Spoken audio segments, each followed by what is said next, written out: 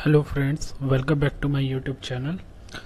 आज का टॉपिक है AWS ग्लू एंड मैं आपको आज AWS ग्लू की जो भी थ्योरी है वो बताऊंगा, प्लस आपको जो भी इसमें ऑपरेशंस होते हैं हर चीज़ मैं आपको AWS कंसोल में जाके दिखाऊंगा। तो चलिए स्टार्ट करते हैं। तो AWS Glue is simply a serverless ETL tool. AWS Glue data crawler to create data catalog, an ETL engine that creates Python or Scala code automatically, and configurable scheduler that manage dependency resolution, task monitoring and restart. तो AWS Glue एक ETL tool होता है। AWS Glue में data crawler होता है। Data crawler के through हम data catalogue create करते हैं। डेटा क्रॉलर का जो काम होता है वो क्या करता है, डिफरेंट डिफरेंट डेटा सोर्स से डेटा को कैप्चर करता है और टेबल एक स्कीमा क्रिएट कर देता है in data catalogue. And AWS glue जो है ETL इंजन भी होता है। लाइक जो आपने डेटा कलेक्ट करा उस डेटा को आप ट्रांसफॉर्म करके दोबारा से किसी बकेट में या रेडशिफ्ट में डेटाबेस में लोड कर सकते हो। तो AWS ग्लू की बेसिकली फंक्शनैलिटी आप देखें तो आप 3 पार्ट में डिवाइड कर सकते हैं। फर्स्ट पार्ट है डेटा कैटलॉग, जिसका काम ये है कि हम किसी भी सोर्स से डेटा उठाते हैं और डेटा कैटलॉग में स्कीमा क्रिएट करके डेटा को लोड कर देते हैं। और वो डेटा आप अगर S3 सोर्स से उठा रहे हो और आपने डेटा कैटलॉग में उसका टेबल क्रिएट कर दिया तो वो टेबल आपका एथीना में विजिबल हो जाएगी। और सेकंड इसमें जो टाइप होता है वो ETL टाइप होता है। AWS ग्लू में ETL की फंक्शनलिटी होती है कि जो भी डेटा को आप ट्रांसफॉर्म करना चाहो बाय यूजिंग स्पार्क या पाइथन का कोड या स्पार्क के कोड के थ्रू आप उस डेटा में चेंजेस कर सकते हो और उस डेटा को किसी S3 बकेट में या रेडशिफ्ट में लोड कर सकते हो। थर्ड पार्ट जो AWS ग्लू की फंक्शनलिटी होती है शेड्यूलर। जो भी आप जॉब बनाते हो, ETL की जॉब बनाते हो कि भाई डेटा में ट्रांसफॉर्मेशन और लोड हो जाए, उस ETL की जॉब को आप शेड्यूल कर सकते हो एंड उसे आप मॉनिटर भी कर सकते हो, रिस्टार्ट भी कर सकते हो। तो थर्ड पार्ट में 3 पार्ट में इस तरीके से हम इसे डिवाइड कर सकते हो। Glue is a serverless data integration solution that eliminates the need to create and manage infrastructure. Glue जो है हमारा सर्वरलेस डेटा इंटीग्रेशन है। हम डिफरेंट सोर्सेज से डेटा लाके एक जगह इंटीग्रेट कर सकते हैं, उस पर ETL ऑपरेशन अप्लाई कर सकते हैं एंड इस पर हमें इंफ्रास्ट्रक्चर को मैनेज करने की ज़रूरत नहीं है। ग्लू ऑटोमेटिकली इंफ्रास्ट्रक्चर प्रोवाइड करता है। ग्लू हमें रन टाइम इन्वायरमेंट प्रोवाइड करवाता है कि अगर हमें अपना कोड पाइथन में रन करना है या स्काला में रन करना है तो ग्लू हमें वो रन टाइम इन्वायरमेंट प्रोवाइड करवाता है। हमें अलग से कोई सर्वर क्रिएट नहीं करना, कुछ 9x का सर्वर या कोई भी सर्वर हमें अलग से क्रिएट करने की ज़रूरत नहीं है। तो ग्लू हमें इंफ्रास्ट्रक्चर प्रोवाइड करवाता है और ग्लू मैनेज करता है। बस हमें क्या करना होता है, हमें सिंपल कोड लिखना होता है, उस कोड को हम शेड्यूल कर देते हैं टाइम पे। Glue is design to work with semi structured data. It introduce component called dynamic frame which you can use in your ETL script. तो ग्लू जो होता है हमारे सेमी स्ट्रक्चर डेटा के साथ वर्क करता है। जैसे लॉक्स होते हैं, आपके पास कुछ आप ऐसा ETL एप्लीकेशन ETL कोड लिख रहे हो जिसमें आप लॉक्स को कलेक्ट करते हो और उस पर आप जो है एनालिटिक्स अप्लाई कर रहे हो। तो इस टाइप की एप्लीकेशन पे ग्लू वर्क करता है कि आप सेमी स्ट्रक्चर डेटा को कलेक्ट कर लो एंड उसको देन उस पर आप ETL ऑपरेशन अप्लाई कर पाओ। चलिए आगे चलते हैं। Component of AWS glue. तो AWS ग्लू के जो component, first component is data catalogue. Data catalogue hold the Meta data and the structure of the data. तो डेटा कैटलॉग क्या होता है कि जो कि आपकी स्कीमा की इंफॉर्मेशन होल्ड करता है, जो कि मेटा डेटा को होल्ड करता है। जो भी आप जो भी टेबल सपोज क्रिएट करते हो तो क्रॉलर क्या होता है, सपोज आपका S3 लोकेशन में डेटा पड़ा हुआ है, बकेट में डेटा पड़ा हुआ है, आपने क्रॉलर चलाया, क्रॉलर क्या करेगा, डेटा को रीड करेगा और टेबल जो है कैटलॉग में क्रिएट कर देगा। तो उस टेबल के पास आपकी जो भी स्कीमा से रिलेटेड इंफॉर्मेशन है वो इंफॉर्मेशन आ जाएगी। तो डेटा कैटलॉग का काम वही होता है कि वो आपकी जो मेटा डेटा इंफॉर्मेशन है, जो भी स्ट्रक्चर है, जो भी टेबल्स है, उनकी इंफॉर्मेशन इसके पास होल्ड होती है। Database it use to create और access the database for the source and target. तो ETL ऑपरेशन जब भी हम अप्लाई करते हैं तो हमें कोई सोर्स भी चाहिए होता है, कोई टारगेट भी चाहिए होता है, राइट? क्योंकि हम किसी सोर्स से डेटा उठाते हैं और किसी टारगेट में लोड कर देते हैं। तो डेटाबेस हमारा एक तरीके का क्या होता है कि इट यूज टू क्रिएट और access the database for the source and target. जो भी सोर्स और टारगेट हम क्रिएट करेंगे तो उनके लिए एक डेटाबेस क्रिएट कर देता। उस डेटाबेस से हम अपना जो भी टेबल की इंफॉर्मेशन है, जो भी हमें डेटा चाहिए, हम एथीना के थ्रू भी एक्सेस कर सकते हैं और डेटाबेस से डेटा फैच भी कर सकते हैं। जब हम अपनी ETL स्क्रिप्ट लिखते हैं तो हमें कुछ डेटा चाहिए होता है तो हम डायरेक्ट डेटाबेस से फैच कर सकते हैं। Then table create one or more table in the database that can be used by the source and target. Crawler and classifier. Crawler is used to retrieve the data from the source using inbuilt custom classifier. It create metadata table that are predefined in the data catalog. Crawler जो होता है वो आपका data को retrieve करता है from the source using inbuilt custom classifier. तो जो हमारा ग्लू होता है उसके पास अपने क्लासीफायर होते हैं, इनबिल्ट क्लासीफायर होते हैं, और आप चाहो तो कस्टम क्लासीफायर भी यूज़ कर सकते हो, जिसके थ्रू वो डेटा को रिट्राइव करता है। डेटा के फॉर्मेट को जो है, जो भी फॉर्मेट होता है उस फॉर्मेट के हिसाब से वो डेटा को क्लासीफाई करता है। सपोज मैंने, जैसे कि मैं एक एग्जांपल दूंगा कि आपने अपना डेटा XML फॉर्मेट में S3 बकेट में लोड किया हुआ है, या JSON फॉर्मेट में किया हुआ है, या CSV फॉर्मेट में किया हुआ है। जब आप क्रॉलर क्रिएट करते हो और आप सोर्स में सेलेक्ट करते हो लोकेशन S3 की, तो ग्लू का जो क्लासीफायर है वो ऑटोमेटिकली डिटेक्ट कर लेता है कि किस फॉर्मेट में डेटा है, और उसी फॉर्मेट में क्या करता है वो डेटा को फैच करके और एक टेबल क्रिएट कर देता है। तो क्लासीफायर का वर्क इसलिए होता है कि आप जो जिस भी टाइप में डेटा को आप लोड कर रहे हो, आप उसे ग्लू से क्लासीफाई कर पाए कि वो किस टाइप का डेटा, और उसके अकॉर्डिंगली वो टेबल क्रिएट कर दे। Job is a business logic that carries out an ETL task internally. Apache Spark with Python Scala language write as business logic. तो जॉब जो होती है, जॉब में हम अपना ETL टास्क, जो ETL का लॉजिक होता है वो हम राइट करते हैं। तो जॉब में हम बेसिकली क्या करते हैं, अगर मैं आपको ब्रीफ में बताऊं, तो हम एक सोर्स सेलेक्ट करते हैं जहां से हमें अपना डेटा लेना है। सोर्स आपका डेटा कैटेलॉग भी हो सकता है, सोर्स आपका डायरेक्ट टेबल S3 बकेट भी हो सकता है, सोर्स आपका कोई DynamoDB या कोई डेटाबेस भी हो सकता है। तो आप किसी भी सोर्स से डेटा लेते हैं और उस पर कुछ भी ट्रांसफॉर्म करके उसे लोड कर देते हैं। तो ये सारा लॉजिक आप कहाँ क्रिएट करते हैं? AWS ग्लू जॉब में। जॉब में आप वो सारा कोड लिखते हैं और देन उसे आप ट्रिगर करते हैं। Trigger start the ETL job execution on demand और एट स्पेसिफिक टाइम।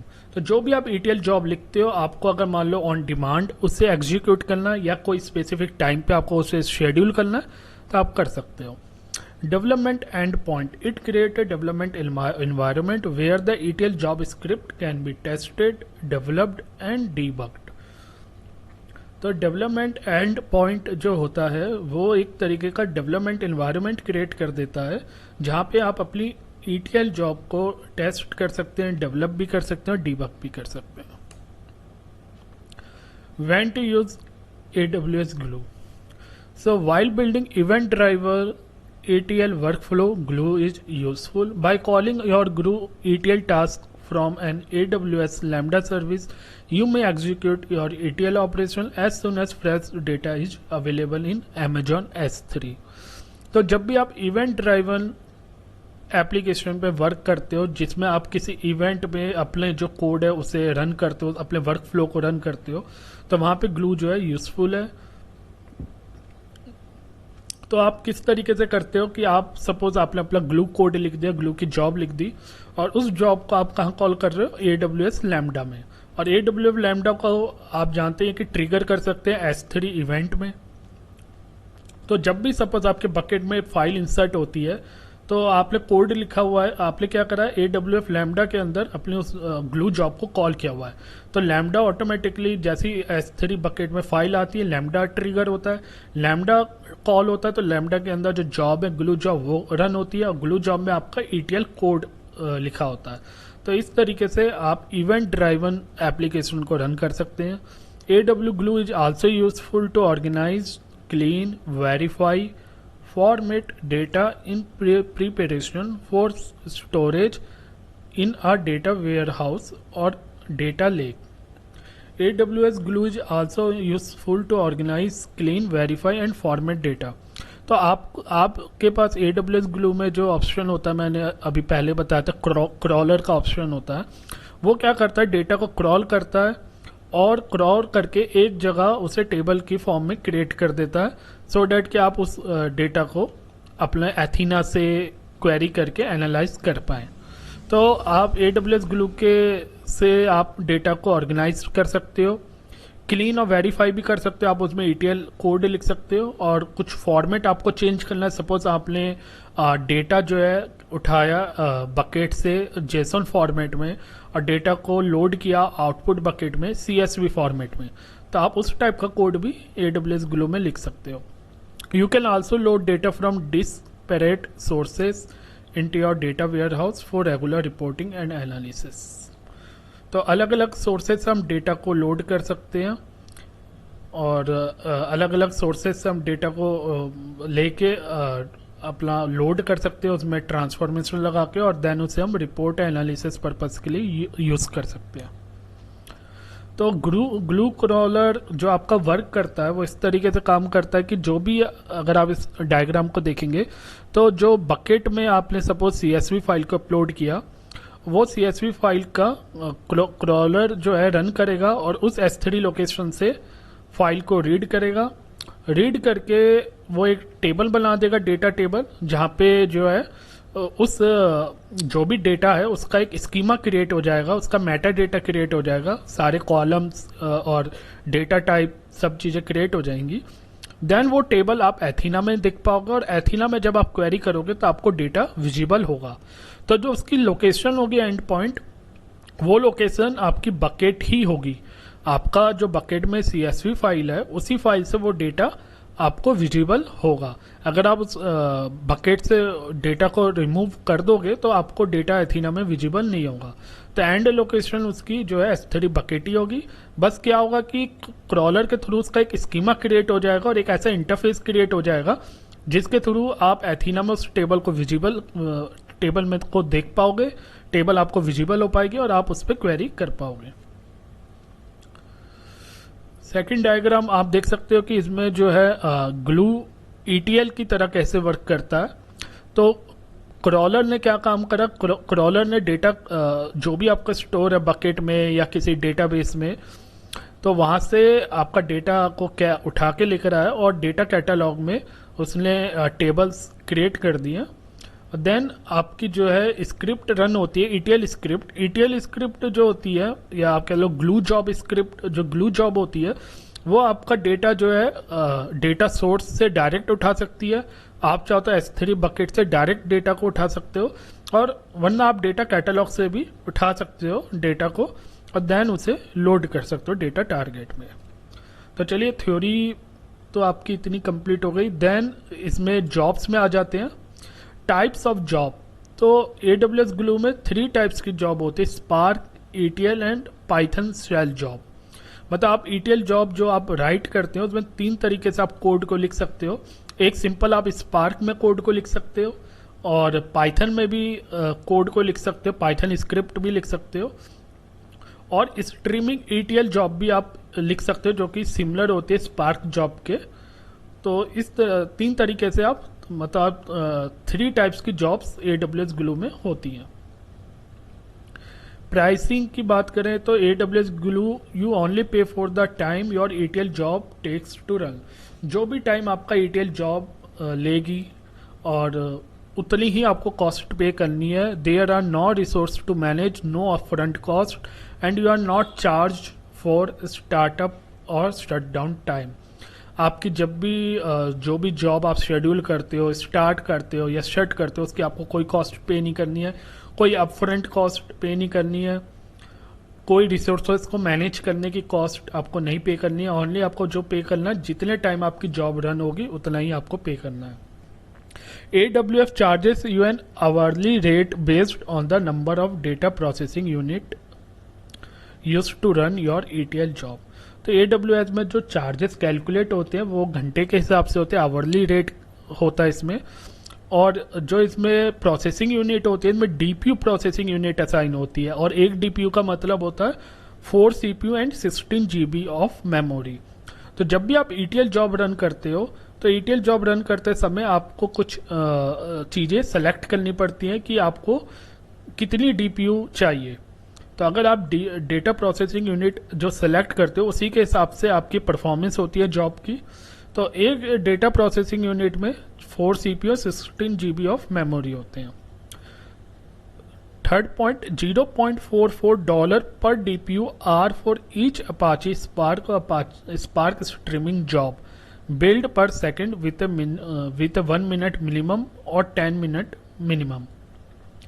तो $0.44 जो होता है पर DPU आर का जो है चार्जेस होता है. मतलब एक घंटे अगर आपके 4 CPU और 16 GB मेमोरी यूज होगी तो आपको जो चार्ज देना पड़ेगा $0.44 देना पड़ेगा. और जो इसमें बिलिंग होती है पर सेकंड विथ 1 मिनट मिनिमम. तो जो ग्लू वर्जन 2 और अब जितने भी लेटेस्ट ग्लू वर्जन हो रहे हैं उसमें जो बिलिंग ड्यूरेशन है उसमें 1 मिनट मिनिमम आपका यूज होना चाहिए, उसके ऊपर ही आपकी बिलिंग स्टार्ट होगी. और बिलिंग आपकी पर सेकंड तभी स्टार्ट होगी जब एटलीस्ट 1 मिनट मिनिमम आपने यूज करा होगा. तो एक एग्जांपल आप देख लीजिए इसमें कॉस्ट कैसे कैलकुलेट होती है. फोर्थ पॉइंट में, consider N AWS glue Apache spark job run for 15 minute. Suppose आपकी ग्लू जॉब 15 मिनट्स रन करती है और 6 DPU को यूज करती है. और 6 DPU को जब यूज करते हैं तो price of 1 DPU hour is 0.44. एक घंटे का जो चार्ज है 0.44 है. Your job run for 1/4 of an hour, so use 6 DPU. तो आपकी जॉब जो रन हुई है वो 15 मिनट रन हुई है. अगर आप 15 मिनट को आवर्स में कंप्लीट करोगे तो 15/60 इक्वल टू 1/4. देन आप उसे मल्टीप्लाई करोगे 6 DPU से. 6 DPU मल्टीप्लाई बाय 1/4 तो आवर्स में कंप्लीट होगा आपके 15 मिनट. देन आप उसे चार्जेस से मल्टीप्लाई कर दोगे $0.44.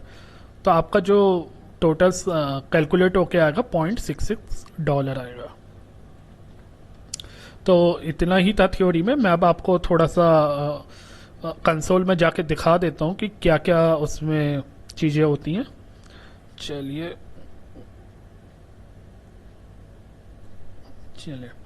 तो चलिए AWS ग्लू में चलते हैं हम.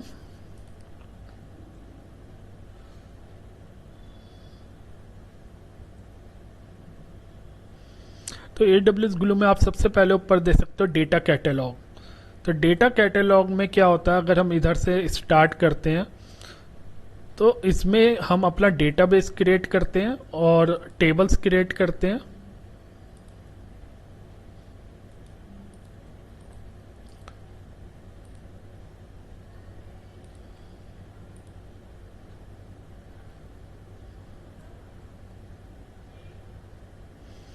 देखिए आप इधर देख सकते हैं डिफ़ॉल्ट डेटाबेस है और एक माई न्यू डेटाबेस है जो मैंने क्रिएट करा हुआ है.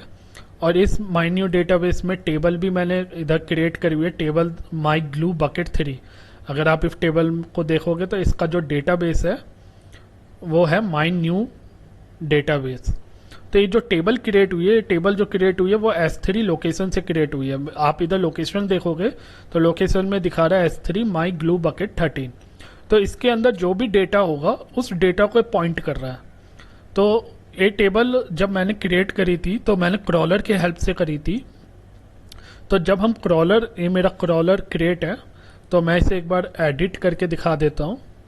तो जब हम क्रॉलर क्रिएट करते हैं तो ये सारे ऑप्शन आते हैं, crawler info, source type, data store. तो इधर हम क्रॉलर का नेम देते हैं. उसके बाद हम S3 की लोकेशन देते हैं कि भाई किस पाथ से हमें जो है डेटा को पॉइंट आउट करना है. देन हम IAM रोल देते हैं क्योंकि हम S3 बकेट को एक्सेस कर रहे हैं तो हमें परमिशन देनी पड़ेगी कि हमारा ग्लू जो है वो S3 बकेट को एक्सेस कर पाए. तो मैंने इसे S3 का फुल एक्सेस दिया हुआ है. प्लस इसमें AWS ग्लू सर्विस रोल को भी देना पड़ता है. ताकि AWS की जो सर्विसेज हैं, ग्लू सर्विसेज है, उन्हें हम यूज कर पाए। देन इधर ऑप्शनल होता है कि आप अपने शेड्यूलर को, जो क्रॉलर है, उसे कैसे शेड्यूल करना चाहते हो, आवरली करना चाहते हो, डेली करना चाहते हो, या आप जब चाहो रन ऑन डिमांड के बेस पे कि जब भी आप क्लिक करो तभी वो रन हो। तो अभी हमने रन ऑन डिमांड करा हुआ है। इधर डेटाबेस अगर आपका पहले से क्रिएट है तो आप उसे सेलेक्ट कर सकते हो, वरना आप इधर न्यू डेटाबेस का नाम दे सकते हो, ऐड डेटाबेस में जाके एक और डेटाबेस ऐड कर सकते हो। तो इस तरीके से इधर इसे फिनिश कर सकते हैं। तो जो हमारा क्रॉलर बनता है, जब हम इस क्रॉलर को रन करेंगे तो एक क्रॉलर जो है हमारा जो है इधर टेबल क्रिएट कर देगा, और डेटाबेस अगर पहले से है तो डेटाबेस के अंदर क्रिएट कर देगा, अगर न्यू डेटाबेस है तो न्यू डेटाबेस भी इधर क्रिएट कर देगा। तो जो टेबल होती है, उस टेबल का भी आप स्कीमा देख सकते हो कि क्या क्या डेटा टाइप है, कौन कौन से कॉलम आपके फैच होकर आए। तो अगर मैं इधर व्यू डिटेल में जाता हूँ तो आप व्यू डिटेल में जाके देख सकते हो कि इधर ये सारे कॉलम नेम है जो कि आपके फैच होकर CSV फाइल से आ रहे हैं। तो जो मेरा इधर मैं आपको वो भी दिखा देता हूँ, बकेट, जिस बकेट में मेरी फाइल है। तो मेरा लोकेशन क्या यूज हो रही है, माई ग्लू बकेट 13। तो चलिए उसमें चलते हैं, माई ग्लू बकेट 13 में आ गए। तो इस बकेट में आप देख सकते हैं इधर मैंने काफ़ी सारे फोल्डर क्रिएट करे हुए हैं। तो इस फोल्डर में चलते data1.csv फाइल है, इसे डाउनलोड कर लेते हैं और इसे ओपन कर लेते हैं। तो आप देख सकते हो इधर चारों कॉलम आ रहे हैं, यही 4 कॉलम मुझे इधर भी डिस्प्ले हो रहे हैं। जब मैंने क्रॉलर के थ्रू डेटा को फैच किया, टेबल ऑटोमेटिकली क्रिएट हुई, और टेबल में आप देख सकते हैं सारे कॉलम नेम मुझे डिस्प्ले हो रहे हैं, राइट। तो इस तरीके से कॉलम नेम डिस्प्ले होते हैं। और हम क्या कर सकते हैं, जब टेबल क्रिएट हो जाती है ग्लू कैटलॉग में, डेटा कैटलॉग में, तो आपके पास ऑप्शन होता है कि आप अगर इस स्कीमा को चेंज करना चाहो, सपोज आप चाहते हो कि इधर जो है ई नेम को चेंज करना, कुछ भी मतलब एडिट करना चाहते हो, तो आप एडिट स्कीमा के ऑप्शन में गए, ऊपर राइट कॉर्नर में दिया हुआ था एडिट स्कीमा का, और इधर से आप चाहो तो कोई कॉलम डिलीट करना चाहो डिलीट कर सकते हो, अगर उसका डेटा टाइप चेंज करना चाहो डेटा टाइप चेंज कर सकते हो। तो इस टाइप के ऑपरेशन आप टेबल में ऐड कर सकते हो, या कोई कॉलम आप ऐड करना चाहते हो, न्यू कॉलम ऐड करना चाहते हो, तो कोई ऐड कॉलम में जाके न्यू कॉलम ऐड कर सकते हो। तो हम लोग टेबल में स्कीमा को भी चाहे जो भी चेंज करना चाहे चेंज कर सकते हैं। तो क्रॉलर हमारा इस तरीके से काम करता है कि डेटा कैटलॉग में टेबल क्रिएट कर देता है। अब ये टेबल जो होती है हमारी, जो टेबल का नाम होता है, ये टेबल का वही नाम होता है जो कि हम जिस लोकेशन को हम पॉइंट आउट कर रहे हैं। तो आप देखो कि मैंने माई ग्लू बकेट 13 लोकेशन को पॉइंट आउट करा, इस नाम से मैंने बकेट क्रिएट किया था। तो टेबल का नाम भी मेरा माई ग्लू बकेट 13 आ गया। अगर मैं इसके अंदर किसी फोल्डर को पॉइंट आउट करता, माई ग्लू बकेट 13 के अंदर भी कोई फोल्डर बना देता XYZ, तो मेरा टेबल का नाम ऑटोमेटिकली XYZ हो जाता। तो चलिए मैं आपको एथीना दिखा देता हूँ। एथीना में मेरे को टेबल विजिबल हो रही है। तो इस टेबल में जब हम जाते हैं तो टेबल आप माई न्यू डेटाबेस में गए और इधर जो है प्रीव्यू टेबल कर लेते हैं। तो आप देख सकते हो वही सारा डेटा मेरे को इधर दिख रहा है, वो 5 रोज आप इधर देख सकते हो। इधर और भी डेटा दिख रहा है क्योंकि मैंने और भी इधर पार्टीशन बना रखे थे। अगर आप देखोगे तो इधर मेरे और भी फोल्डर है, तो इनके अंदर भी डेटा है, तो वो भी डेटा मुझे इधर डिस्प्ले हो रहा है। तो बट मैंने अभी आपको एक ही फोल्डर के अंदर का डेटा दिखाया था, तो आप देख सकते हो कि ये सारा डेटा विजिबल हो रहा है। तो इस तरीके से एथीना में डेटा दिखने लग जाता है जैसे क्रॉलर के थ्रू हम करते हैं। और क्रॉलर में हमारे पास ऑप्शन होता है इधर से रन करने का, रन क्रॉलर, तो एक क्रॉलर रन हो जाएगा। सेकंड ऑप्शन हमारे पास होता है जॉब्स का, जो मैंने आपको बताया था कि इधर जॉब क्रिएट कर सकते हैं AWS ग्लू में, ETL जॉब। तो चलिए मैं आपको दिखाता हूँ। मैं जॉब में गया तो AWS ग्लू स्टूडियो ओपन हो गया। तो जॉब में हमारे पास ऑप्शन होता है कि visual with source and target, visual with blank canvas. तो visual with source and target का क्या मीनिंग है कि आप जो भी सोर्स और टारगेट सेलेक्ट करोगे उसका विजुअल भी आपको डिस्प्ले होगा, आपको दिखेगा कि आपका डेटा किस सोर्स से पिक हो रहा है, किस टारगेट में जा रहा है। और अगर आप विजुअली नहीं देखना चाहते तो इधर सिंपल है स्पार्क स्क्रिप्ट एडिटर, जिससे सीधा एडिटर ओपन हो जाएगा और आप कोड लिख सकते हैं। तो मैं पहला ऑप्शन आपको दिखाता हूँ, visual with source and target. तो visual with source and target में आपके पास इधर ऑप्शन है कि सोर्स आप क्या सिलेक्ट करना चाहते हो और टारगेट क्या सिलेक्ट करना चाहते हो। मतलब कि आपका डेटा किस सोर्स से आएगा, कहाँ से आप डेटा को लोगे, और टारगेट का डेटा को कहाँ अपलोड करोगे। तो सोर्स में देखो आपके पास क्या क्या ऑप्शन आ रहे हैं। Glue data catalogue, glue data catalogue मतलब कि जो टेबल से एथीना में, उन टेबल से आप डेटा फैच करना चाहते हो, या आप S3 बकेट से डेटा फैच करना चाहते हो, आप डायरेक्ट S3 लोकेशन से ही फैच करना चाहते हो, या नीचे जो है डेटा स्ट्रीम इधर से फैच करना चाहते हो, काफका से करना चाहते हो, या रिलेशनल डीबी से करना चाहते हो, रेड शिफ्ट, माई सिक्वल, ऑरेकल सिक्वल। तो डायनामो डीबी, ये सारे ऑप्शन है कि आप डेटा फैच कर सकते हो। तो सपोज मैं S3 लोकेशन लेता हूँ सिंपल, या मैं इधर डेटा कैटलॉग भी ले सकता हूँ। टारगेट में आप डेटा को कहाँ अपलोड करना चाहते हो, मैं S3 में ही अपलोड करना चाहता हूँ डेटा को। और इधर ऊपर जो है राइट कॉर्नर में क्रिएट का ऑप्शन है, मैं क्रिएट पे चला जाता हूँ। तो आप देख सकते हो इधर डेटा मेरे को विजिबल हो रहा है कि मेरा डेटा जो है कहाँ से आ रहा है और कहाँ जो है जा रहा है। तो आप देख सकते हो कि ये डेटा मेरे को पूरा डायग्राम से विजिबल हो रहा है कि डेटा जो है मेरा डेटा कैटलॉग से आ रहा है और S3 बकेट में लोड हो रहा है, राइट। अब इसके बाद इसमें ऑप्शन है कि आप ट्रांसफॉर्म कुछ अप्लाई करना चाहते हो, तो आप ट्रांसफॉर्म में क्लिक कर देते हैं। तो इधर देखिए ऑप्शन दिया हुआ अप्लाई मैपिंग, या कोई पर्टिकुलर फील्ड को सिलेक्ट करना चाहते हो, कुछ चेंज करना चाहते हो तो अप्लाई मैपिंग में कर सकते हो। और इधर ट्रांसफॉर्म में आप जो है मैपिंग को अप्लाई कर सकते हो कि भाई ये डेटे में मेरा ये चेंजेस हो जाए,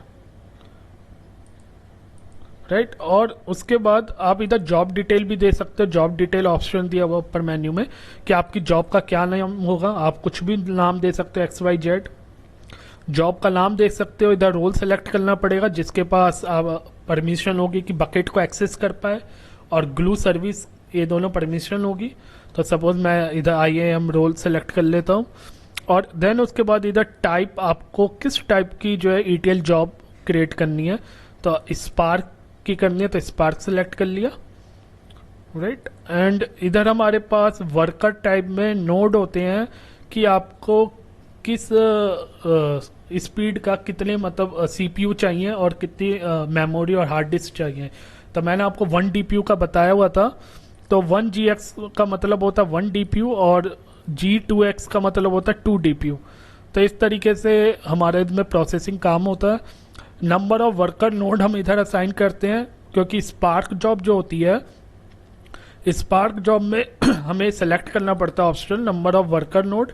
इट मीन्स कि स्पार्क जॉब में जो वर्कर नोड होते हैं, या आप कह लो एग्जीक्यूटर होते हैं, वो पैरेलली एक साथ एग्जीक्यूट होते हैं। तो जब हम स्पार्क लेते हैं तो उस केस में हमें number of worker node decide करने होते हैं कि 10 वर्कर नोड एक साथ जब हमारी जॉब एग्जीक्यूट होगी तो टास्क को पैरेलली एग्जीक्यूट करेंगे, तो जिससे हमारी परफॉर्मेंस जो है स्पार्क की काफ़ी अच्छी आती है। इट्स यू कैन से कि ये क्लस्टर की तरह एक काम करते हैं, राइट। जॉब टाइम आउट जो होता है इसमें 48 आवर्स मैक्सिमम आपका जॉब चलनी चाहिए। अगर उससे ऊपर टाइम जाएगा तो आपका जो है वो एरर हो जाएगी। तो आपका जो मैक्सिमम जो डिफ़ॉल्ट टाइम आउट होता है वो 48 आवर्स का होता है, 2880 मिनट्स। इनेबल जो जॉब बुक मार्क होता है, इसका जो यूज़ होता है वो बेसिकली आपकी जो इन्फॉर्मेशन है, जो भी आपकी प्रोसेसिंग इन्फॉर्मेशन है, जैसे कि आपकी जॉब पहले जो लास्ट टाइम जो भी रन हुई तो उसकी इन्फॉर्मेशन इसके पास होती है। जब वो नेक्स्ट टाइम जॉब रन होती है तो जो पहले डेटा प्रोसेस हो चुका उस डेटा के आगे प्रोसेस करती है, सेम डेटा को वो प्रोसेस नहीं करती। तो इस तरीके से इधर कॉन्फ़िगरेशन हम दे सकते हैं, राइट। और ऊपर जाके हम सेव में जाके सेव कर सकते हैं तो आपकी जॉब क्रिएट हो जाएगी, राइट। तो ये जो तरीका होता है कि आप जो है जॉब को क्रिएट करने का। और इधर मैंने आपको बताया था सीधा आप एडिटर में भी जा सकते हैं। आप चाहते हो कि आपको विजुअली ये सब चीज़ें नहीं देखनी तो स्पार्क स्क्रिप्ट एडिटर है, या पाइथन में सिर्फ पाइथन यूज़ करना है, आपको लग रहा है कि सिर्फ पाइथन कमांड लिखनी है और स्पार्क का यूज़ नहीं करना, तो पाइथन शेल स्क्रिप्ट एडिटर में जाके सीधा क्रिएट कर सकते हैं। तो इधर देखिए अब सीधा एडिटर खुल गया कि सीधा आप जो भी कोड है लिखना चाहो लिख सकते हो।